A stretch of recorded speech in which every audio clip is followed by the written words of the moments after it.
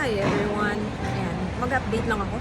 Today is January 22.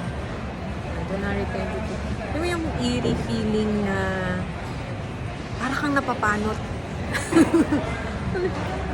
May mga tapyas-tapyas na yung aking hair. You know, may mga butas-butas na siya. Actually, nakakawala siya ng confidence, sa totoo lang. Yung parang may eerie sa ulo mo na parang hindi pantay na ewan. Ganun yung pakaramdam. And anyways, since alam ko naman yung hair ko is talagang para na lang siyang nakapatong. Ayan, para siyang nakapatong na lang na peluka na pag tinanggal mo lahat mawala. Ayan, ganun yung pakiramdam ko ngayon. So, gusto ko na talagang magpa-shave ulit. Ang problema, gusto ko malinis yung pang-shave.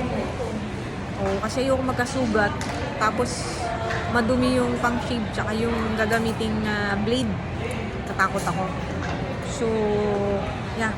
Anytime, anytime kasi gusto ko na itong pa-shave. Yeah. Ayoko na rin makitang parang nagtatapyas-tapyas yung buhok. Yeah. Medyo conscious na ako. Minsan, inisip ko panot na yung likod ko. Tapos naglalakad ako, may panot na pala sa likod. So, yan yan. Basta, iba yung pakiramdam. Natatanggal siya lalo na sa pag natutulog ka, sa unan mo, may naulog na, minsan makati sa liig, dumidikit-dikit na siya sa liig ko. So, yeah. 34 years old.